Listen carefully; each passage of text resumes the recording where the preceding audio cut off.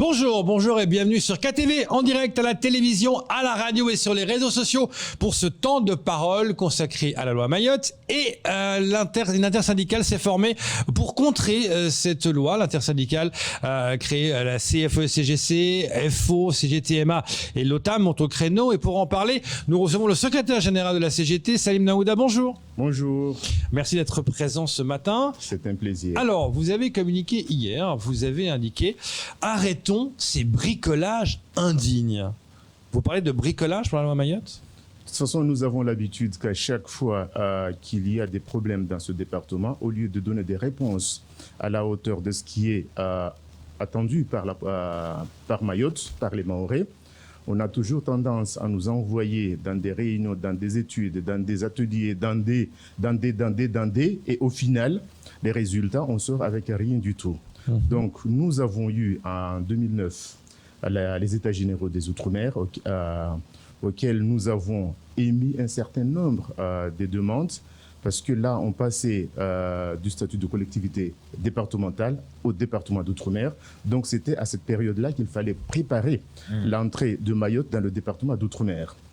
Et en 2010 aussi, il y a eu un mouvement social dans le département, auquel c'est Hubert Derache qui était préfet de Mayotte. Il y avait aussi des demandes et des conclusions d'une commission consultative extraordinaire, auquel cas nous avons émis un certain nombre de demandes pour le développement social et économique du département. Et là, ça a continué avec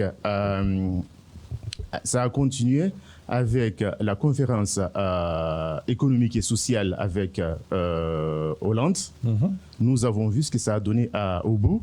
Et là, il n'y a pas plus longtemps qu'il y a 2 ans de cela, nous avons été consultés encore une fois de plus sur les assises des Outre-mer. D'où il y a eu même une délégation des élus qui ont fait le déplacement, discuter avec le président de la République et les ministères, les différents ministères. Nous avons vu ce qui en est sorti, que ça n'a pas donné des réponses par rapport à ce qui est attendu dans le département. Donc, nous avons dit effectivement c'est une mascarade parce que nous avons en 2018 édité un certain nombre de mesures au niveau de les 101 mesures. Les 101 mesures, exactement, auxquelles il y avait tout le monde qui a participé sur la rédaction, sur l'édition de ces mesures, le côté économique, le socio-économique, les organisations syndicales, la société civile a participé fortement sur la rédaction de ces 101 mesures et au final, nous avons vu que ça n'a pas été pris en compte. Donc aujourd'hui, on nous lance encore une fois de plus dans des mascarades auxquelles on regroupe tout le monde et qu'au final, qu'est-ce qui va être trié? Ce sont les points qui n'auront pas un coût pour la France, pour notre République, pour investir à Mayotte. Donc tout ça, nous appelons ça de la mascarade parce que les réunions, on en a eu, les propositions, il y en a eu, mais c'est la volonté de mettre en œuvre toutes ces mesures qui manquent. Donc nous avons eu également dans les différentes discussions, le sujet du code de la sécurité sociale qui n'est pas aujourd'hui. Depuis l'ordonnance de 2007, on avait exclu, quand je dis on, c'est pas Mayotte, c'est pas les Mahorais, mais l'État avait exclu volontairement le volet qui concerne le social et le code du travail. Maintenant, il y a une amélioration. Sur les codes. Non, mais il y avait une volonté, dans cette période-là, d'exclure ces volets-là. Aujourd'hui, il y a le code du travail qui est applicable partiellement, mais tout ce qui va avec le code du travail n'est pas appliqué. C'est le code de la sécurité sociale. Il y a des rattrapages qui sont prévus. Aucun calendrier n'est clair sur le rattrapage. Quand on nous parle de 2036 pour le rattrapage des taux de cotisation, mais cela ne veut pas dire que la personne qui sortira à la retraite en 2036 aura une retraite égale à la retraite qui est appliquée dans le droit commun, qui est appliqué à tous les Français. C'est faux. Donc, si je comprends bien, ce qui se passe maintenant avec cette loi Mayotte, les consultations que fait le préfet, c'est un vrai marathon depuis longtemps. Pour vous, ça sert à rien? Non, mais ça sert à rien. Nous voulons voir effectivement, parce que ce que nous demandons, ce que nous avons toujours demandé, l'application du droit commun. Et puis, il y a eu des plans de convergence. Quand on nous dit une convergence, c'est d'aller vers quelque chose qui existe, quelque chose qui est normé. Quelque chose qui est normé aujourd'hui, c'est ce que nous considérons existait dans les autres départements, que ce soit outre-mer ou au niveau national. Les mêmes moyens, les mêmes niveaux du développement. Donc, quand on nous a parlé de ce plan de convergence, quand on nous a parlé des plans de relance, à chaque fois on nous parle des plans, mais on ne voit jamais les résultats de ce qui est attendu. Donc, aujourd'hui, on veut qu'il prouve qu'on s'est trompé.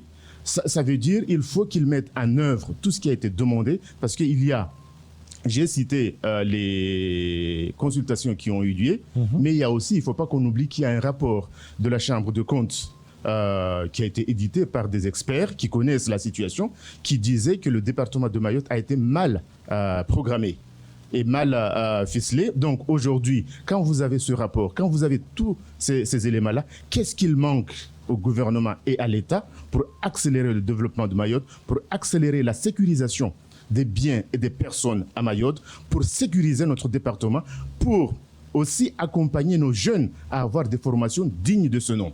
Donc quand on a tous ces éléments-là qui ne sont pas mis en place, on continue à se poser des questions. Et puis c'est pas tout. Oui. Il ne faut pas qu'on oublie concernant le monde du travail, dans le privé. Il y a la loi de 2016 sur la loi El Khomri, qui a prévu un certain nombre de mesures sur l'application des conventions collectives à Mayotte. Les commissions au niveau national sont présidées par des présidents désignés par le ministère du Travail, la DGAT. Donc pourquoi, dans l'ensemble de ces commissions, on n'ouvre pas la possibilité de l'application des conventions collectives à Mayotte? Il y a la loi de finances bientôt qui va être discutée, finances générales.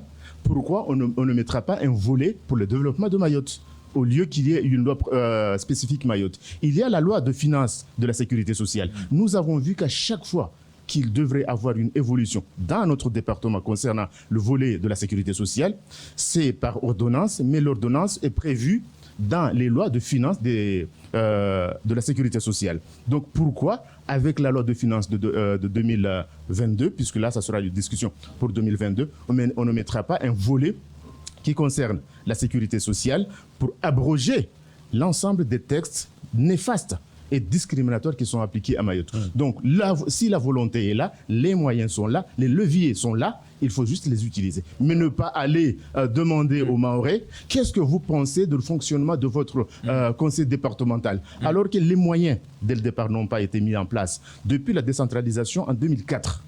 Alors que les moyens ont été évoqués dans beaucoup de textes, dans beaucoup de lois, pour accompagner justement la transposition entre avant, c'est l'État qui intervenait à tous les niveaux et qu'après, ce sont les départements qui ont un certain nombre de responsabilités. Donc, les moyens n'ont pas été mis. Mayotte, on nous a fait voter en 2009 pour entrer au statut de département d'outre-mer ou au département en 2010 avec la loi, avec tout. En 2011, on est arrivé à ce statut et région, et pourquoi les moyens régions et départements n'ont pas été mis à la hauteur de ce qu'on peut trouver dans un autre département. Donc c'est un débat qui est lancé justement pour noyer toutes ces demandes légitimes de la population, légitimes des Mahorais, pour ne pas arriver à mettre en place à la hauteur de ce qui est attendu par la population, qu'il faut une accélération rapide et l'organisation de Mayotte ne doit pas dépendre de ce qu'on peut voir dans la zone. Ici, mesurer l'évolution de Mayotte par rapport à nos voisins immédiats, mais laisser les Mahorais dans une pauvreté parce que la zone est pauvre. Donc, ce n'est pas normal. C'est une discrimination politique et non législative. Politiquement parlant, Salim Naouda, aujourd'hui, on entend la revendication du syndicaliste. On a vu tous les syndicats disent la même chose depuis des années et des années. Mais est-ce que ce n'est pas nos propres politiques qui nous freinent aujourd'hui? Parce que quand on les voit qu'ils ne sont pas unis, à chaque fois, on fait référence à nos voisins en disant « Oui, les politiques réunionnais, quand ils vont à Paris, ils sont unis, peu importe, vert ou jaune, droite, gauche, mais ils sont unis, ils arrivent à ramener quelque chose chez eux. » Est-ce que ce n'est pas les politiques que nous élisons qui nous font défaut? Ça me fait rigoler parce que j'ai un ami qui m'est très cher, il s'appelle Miraji, qui m'avait dit, Salim, tu sais, quand on a un gouvernant qui n'est pas socialement stable, il ne sera jamais à la hauteur d'accompagner et d'assumer ses missions pour donner des réponses à la population. Donc malheureusement, à Mayotte, nous avons un système, une situation avec beaucoup d'élus qui ne sont pas stables socialement, qui vont chercher leur stabilité en politique. Donc ce sont des gens qui sont prêts à nous vendre, à vendre leur âme pour leur confort personnel et non pour l'intérêt général. Malheureusement, c'est ce que nous constatons. Donc oui, si on n'a pas pu évoluer dans ce département, c'est que nous n'avons pas les élus qu'il faut. Je ne dis pas qu'il fallait voter pour un tel ou un tel, mais il faut qu'à un moment, nos élus se disent, nous avons été choisis par le peuple. Nous devons rendre au peuple ce qu'ils doivent, ce qu'ils nous doivent. Mais ne pas aller avec le mandat qui a été confié par le peuple, faire ses affaires personnelles, comme on en a beaucoup vu. Alors, est-ce que, donc, si on comprend bien, en tout cas, ce que vous expliquez tout à l'heure, c'est-à-dire qu'aujourd'hui, pour aller sur une table de négociation, Salim Naouda, il faut déjà nous donner notre dû. C'est-à-dire, le droit commun, il faut qu'il s'applique automatiquement d'abord, avant d'aller sur une table de négociation. Et malheureusement, c'est là où nos élus n'ont pas pu être unis pour réclamer. Parce que quand on voit des courriers qui sont signés par l'ensemble des représentants des élus de Mayotte, quand on voit les parlementaires, le président du département, le président des associations des maires, l'unité affichée, on croyait qu'il y avait une vraie unité affichée pour faire face aux discriminations et donner des réponses à ce qui est attendu par les Mahorais. Malheureusement, au bout du bout, il suffit que le gouverneur les appelle à la case Rocher, ils vont discuter et à la sortie, ils sont tous d'accord avec la démarche de l'État, avec la démarche du gouvernement en place, au détriment de la population de Mayotte, au détriment des Mahorais qui les ont élus. J'aimerais votre réaction par rapport à nos confrères de Mayotte qui sortent aujourd'hui un article sur la loi programme sur le développement de Mayotte qui a été votée en 1986, où tout y était. Exactement. Et votre sentiment? Non, mais justement, on nous fait tourner en rond. Si tout a été prévu pour que Mayotte évolue il y a 35 ans. Hein. Voilà. Pour que Mayotte évolue, pour que Mayotte ait les services publics et les entreprises publiques à Mayotte, qui a été évoqué dans tous ces textes-là, et qu'aujourd'hui, on voit le jeu qui est joué par nos politiques, qui oublient complètement toutes les orientations qui ont été arrêtées avant, qui vont jouer un autre jeu contre Mayotte. Justement, on a l'impression que c'est plutôt pour Mayotte. Non, ils disent pour Mayotte, oui, mais il faut qu'on arrive à s'arranger pour avoir plus de... Le monde dit il faut qu'on avance, pour avoir plus d'autonomie, il faut nous laisser avoir plus d'autonomie pour qu'on puisse arranger nos affaires en interne avec notre voisinage direct au détriment de la grande majorité de la population de Mayotte. Ça, c'est donner des réponses aux Mahorais? Je crois que non. Donc, ce qui est attendu, c'est que le département est consulté sur l'ensemble des textes qui s'appliquent à Mayotte.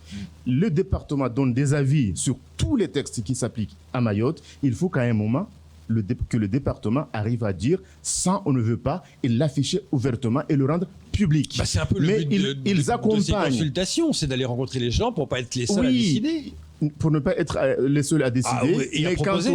Mais quand on a des élus, déjà soit ils ne lisent pas ces textes-là, ils donnent un avis sans connaître les textes, alors qu'au final, quand les textes vont être appliqués, ils sont dangereux, néfastes pour la population, ou bien ceux qui les lisent, ils mettent ou ils font des arrangements pour qu'après, ils soient les gagnants et non la population. De toute façon, nous avons vu ce type de manœuvres. Donc aujourd'hui, ce que nous demandons, l'application du droit commun et l'équité. Il y a des plans de rattrapage, il y a des plans de convergence, il y a plein mesures et des rapports qui existent. Il faut qu'on applique ces rapports et ces mesures qui ont déjà été arrêtées. Vous citez cette loi de 1986. Ça remonte d'un certain nombre d'années. 35 ans où tout y était, il y avait les pistes longues déjà. Si déjà on ressortait, si nos élus étaient capables de ressortir tous les rapports qui ont été faits avant, dire on ne peut pas engager des discussions sans que vous n'ayez respecté ces mesures qui ont été énumérées auparavant, je pense que Mayotte aurait avancé. Mais malheureusement, ce n'est pas la situation, ce n'est pas le niveau qui est appliqué. Donc pour vous, là, c'est quoi? C'est une perte de temps, ce qu'on fait là maintenant? C'est retarder encore une fois de plus les échéances, retarder encore une fois de plus l'application du droit commun à Mayotte. Parce que ce que je viens de citer tout à l'heure, les textes que nous avons, qui vont sortir d'ici à la fin de l'année, on a toute la possibilité de mentionner les évolutions de Mayotte attendues par les Mahorais, les mesures à mettre en place pour accompagner nos jeunes, l'éducation de nos jeunes, pour qu'on ait enfin des élites aussi à Mayotte. Pour qu'à chaque fois, si on ne veut pas développer Mayotte, on dit qu'il manque de l'ingénierie à Mayotte, alors que c'est une fabrication étatique. Si on n'a pas donné les moyens, même celles et ceux qui ont pu avoir le fait de passer la possibilité... rectorat maintenant aide aussi pour les formations. Il y a des choses qui vont mais être faites pour justement... non, la question que je pose, est-ce que le rectorat de Mayotte, en nombre d'élèves accompagnés dans notre département, on met de côté tout ce qui est indexation et autres parce que ça fausse tout. D'accord. C'est au niveau des investissements que je veux parler. Est-ce qu'on met en place et on met à Mayotte les mêmes moyens que l'État avait mis dans le passé dans les autres départements pour développer l'éducation de nos enfants? Je pense que non. Sinon, il n'y aurait pas eu un préavis de grève de la CGT. Non, mais sinon, il n'y aurait pas eu un préavis de grève de la CGT Éducation qui dénonce le manquement de l'État pour accompagner les jeunes à Mayotte. Donc, il y a un vrai problème. Donc, ce sont les réponses pour les investissements, pour l'accompagnement, pour la formation que nous attendons. Et puis après, accompagner aussi les salariés de Mayotte pour qu'ils arrivent au même niveau que les autres. Quand on a vu que tous les moyens qui sont mis au niveau national pour la formation continue tout au long de la vie, ces mêmes moyens n'ont pas été mis en place à Mayotte. Les institutions n'ont pas été mises en place à Mayotte pour accompagner les salariés de Mayotte pour qu'ils deviennent aussi, même si ils ont commencé bas, pour devenir des experts par la suite. Malheureusement, tous ces volets-là n'ont pas été prévus, tous ces volets-là ne sont pas faits. Pour vous, Donc, si je comprends bien, Mayotte est la grande oubliée de la France? Ben oui, c'est pas moi qui le dis, mais a été dit dans plusieurs textes. On a ce que j'ai énuméré tout à l'heure, le rapport de la Cour de compte l'a dit. Nous avons eu en 2009 les oubliés de la République dans la fonction publique territoriale. C'est pas moi qui avais édité le rapport. Ça a été édité par des experts, par des syndicats qui sont au niveau national. Donc c'est pas moi qui dis que Mayotte est l'oublié de la République. Ce sont les rapports qui disent que Mayotte est l'oublié de la République, oui. Alors, Salim Naouda, vous ne faites pas de la politique, bien évidemment. Vous êtes aujourd'hui syndicaliste. Mais quand on regarde bien, là, on arrive à la fin des mandatures, on allait aux échéances. Il y a les présidentielles qui se dessinent à l'horizon. Il y a bientôt les nouveaux conseils départementaux. Vous faites votre travail de syndicaliste, mais quelque part, c'est aussi une volonté politique. Mais est-ce que là, vous laissez un peu la veste du syndicaliste pour redevenir citoyen et vous adresser au futur, au nouvel exécutif, au nouveau président de la République? Si je dois être un simple citoyen de Mayotte, je constate tout ce que les Mahorais constatent dans notre département. Je dirais, nous avons été traînés dans la boue depuis un certain nombre d'années. Il faut que quand nous allons dans les urnes, qu'on fasse un choix pour Mayotte et non un choix pour la famille ou des amis. C'est Mayotte qui doit primer, c'est le développement de Mayotte. Nous avons vu à travers plusieurs élus, celles et ceux qui nous ont trahis. Donc il ne faut pas qu'on aille encore donner une légitimité à ces personnes qui nous ont trahis dans le passé.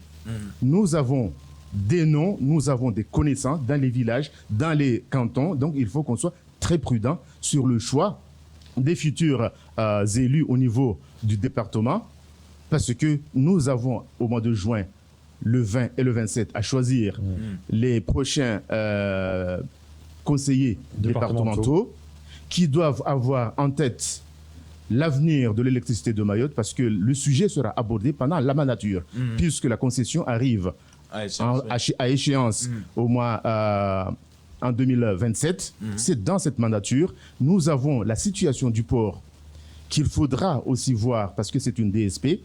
Est-ce que ça répond aux attentes des Mahorais ou pas, aux attentes des usagers de ce port ou pas? Donc c'est là où le département doit se prononcer, doit se positionner.